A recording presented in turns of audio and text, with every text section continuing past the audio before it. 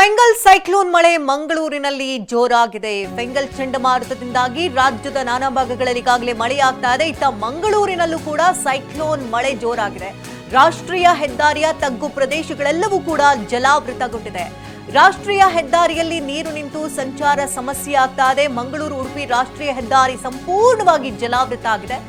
ಇನ್ನು ಕೊಟ್ಟಾರ ಚೌಕಿ ಸೇರಿದಂತೆ ವಿವಿಧೆಡೆ ರಸ್ತೆ ಮೇಲೆ ನೀರು ನಿಂತು ಜನಜೀವನ ಅಸ್ತವ್ಯಸ್ತ ಆಗ್ತಾ ಇದೆ. ಇನ್ನು ಫೆಂಗಲ್ ಚಂಡಮಾರುತದ ಎಫೆಕ್ಟ್ನಿಂದಾಗಿ ಮಂಗಳೂರಿನಲ್ಲೂ ಕೂಡ ಈಗಾಗಲೇ ಸೈಕ್ಲೋನ್ ಮಳೆ ಹೆಚ್ಚಾಗಿದ್ದು ಜನಜೀವನ ಅಸ್ತವ್ಯಸ್ತ ಆಗ್ತಾ ಇದೆ. ದೃಶ್ಯಾವಳಿಗಳಲ್ಲೂ ಕೂಡ ನೀವು ಗಮನಿಸ್ತಾ ಇರಬಹುದು ಮಳೆಯ ಆರ್ಭಟ ಹೇಗಿದೆ ಅಂತ. ರಸ್ತೆ ತುಂಬೆಲ್ಲ ನೀರು ವಾಹನ ಸವಾರರಿಗಂತೂ ಪರದಾಡುವಂತಹ ಪರಿಸ್ಥಿತಿ. ಇನ್ನು ಚೌಕಿ ಸರ್ಕಲ್ನ ದೃಶ್ಯಗಳನ್ನ ಗಮನಿಸ್ತಾ ಇದ್ದೀರಿ. ಸಂಪೂರ್ಣವಾಗಿ ಜಲಾವೃತ ಆಗಿರೋದ್ರಿಂದಾಗಿ ಆ ಭಾಗದಲ್ಲಿ ಸಂಚರಿಸುವಂತಹ ವಾಹನಗಳು ಕೆಟ್ಟು ನಿಂತಿವೆ. ಈ ಬಗ್ಗೆ ಹೆಚ್ಚಿನ ಡೀಟೇಲ್ಸ್ ಅನ್ನ ಕೊಡೋದಕ್ಕೆ ನೇರ ಸಂಪರ್ಕದಲ್ಲಿ ಪೃಥ್ವಿ ಇದ್ದಾರೆ. ಪೃಥ್ವಿ, ಇನ್ನು ಫೆಂಗಲ್ ಸೈಕ್ಲೋನ್ ಎಫೆಕ್ಟ್ ನಿಂದಾಗಿ ಏನೆಲ್ಲ ಅವಾಂತರಗಳಾಗ್ತಾ ಇದೆ, ಇನ್ನು ಜಿಲ್ಲಾಡಳಿತ ಏನ್ ಕಟ್ಟುನಿಟ್ಟಿನ ಕ್ರಮಗಳನ್ನ ತೆಗೆದುಕೊಂಡಿದೆ, ಏನ್ ಸೂಚನೆ ನೀಡಲಾಗಿದೆ, ಯಾವ ರೀತಿ ಆರ್ಭಟ ಇದೆ? ಶಕುಂತಲಾ, ಏನು ಬಂಗಾಳ ಕೊಲ್ಲಿಯಿಂದ ದಿಕ್ಕನ್ನು ಬದಲಿಸಿರುವಂತಹ ಈ ಒಂದು ಫೆಂಗಲ್ ಚಂಡಮಾರುತ ಈಗ ಅರಬ್ಬಿ ಸಮುದ್ರದ ಕಡೆಗೆ ನಿನ್ನೆ ಸಂಜೆಯಿಂದ ನುಗ್ತಾ ಇರುವಂಥದ್ದು. ಸೊ ಇದರ ಪರಿಣಾಮ ಸಾಕಷ್ಟು ಪ್ರಮಾಣದಲ್ಲಿ ಮಳೆ ಆಗ್ತಾ ಇದೆ.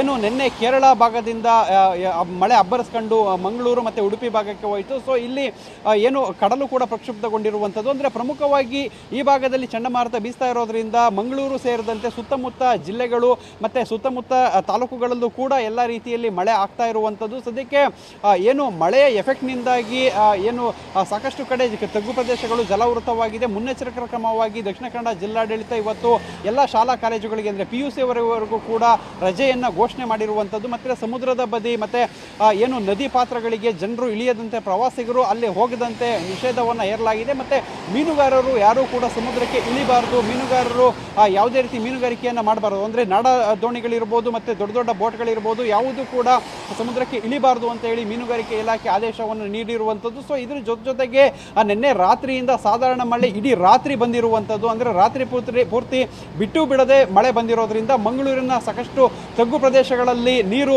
ನಿಂತಿರುವಂಥದ್ದು. ಸೊ ಮಂಗಳೂರಿನ ಜ್ಯೋತಿ ಸರ್ಕಲ್ ಆಗಿರ್ಬೋದು, ಕೊಟ್ಟಾರ ಚೌಕಿ, ಮಾಲೆಮಾರ್ ಈ ಭಾಗಗಳಲ್ಲಿ ನೀರು ನಿಂತಿತ್ತು. ಸದ್ಯಕ್ಕೆ ಹೈವೇಗಳಲ್ಲೂ ಕೂಡ ಈಗ ಅಲ್ಲಲ್ಲಿ ನೀರು ನಿಂತಿರುವುದನ್ನು ನಾವು ನೋಡ್ಬೋದಾಗಿದೆ. ಸದ್ಯಕ್ಕೆ ನಾನು ಮಂಗಳೂರು ಉಡುಪಿ ಹೈವೇಲಿದ್ದೀನಿ, ರಾಷ್ಟ್ರೀಯ ಹೆದ್ದಾರಿಯಲ್ಲಿದ್ದೀನಿ. ಸೊ ಇಲ್ಲೂ ಕೂಡ ಸಾಕಷ್ಟು ಕಡೆ ನೀರು ರಾತ್ರಿಯಲ್ಲಿ ನಿಂತಿರುವಂಥದ್ದು. ಅಂದರೆ ಮಳೆ ಸ್ವಲ್ಪ ಬೆಳಗಿನ ಜಾವ ಕಡಿಮೆ ಆಗ್ತಾ ಇರೋದ್ರಿಂದ ನೀರಿನ ಏನು ನಿಂತಿತ್ತು ಅದು ಇಳಿಮುಖ ಆಗ್ತಾ ಇದೆ. ಸೊ ಸಾಕಷ್ಟು ಪ್ರಮಾಣದಲ್ಲಿ ನಿಂತಿದ್ದಂಥ ನೀರು ಸದ್ಯಕ್ಕೆ ಇಳಿಮುಖ ಆಗಿರುವಂಥದ್ದು. ಅಂದರೆ ಸಾಕಷ್ಟು ಎಚ್ಚರಿಕೆ ಸೂಚನೆಗಳನ್ನು ಕೊಡಲಾಗಿದೆ. ಅಂದರೆ ಎಲ್ಲರೂ ಕೂಡ ಹುಷಾರಾಗಿರಬೇಕು. ತಗ್ಗು ಪ್ರದೇಶಗಳಲ್ಲಿ ಇರುವವರು ಕೂಡ ಯಾವುದೇ ಪ್ರವಾಹ ಪರಿಸ್ಥಿತಿ ಬಂದರೂ ಕೂಡ ಜಿಲ್ಲಾಡಳಿತವನ್ನು ಸಂಪರ್ಕ ಮಾಡಬೇಕು, ಜಿಲ್ಲಾಡಳಿತಕ್ಕೆ ಏನು ಮಾಹಿತಿಯನ್ನು ನೀಡಬೇಕು ಅಂತ ಹೇಳಿ ಆದೇಶವನ್ನು ನೀಡಲಾಗಿರುವಂಥದ್ದು. ಮತ್ತು ಏನು ಕುಕ್ಕೆ ಸುಬ್ರಹ್ಮಣ್ಯ ಸೇರಿದಂತೆ ವಿವಿಧ ಕಡೆ ಸ್ನಾನಘಟ್ಟಗಳೇನಿದೆ. ಸೊ ಈ ಒಂದು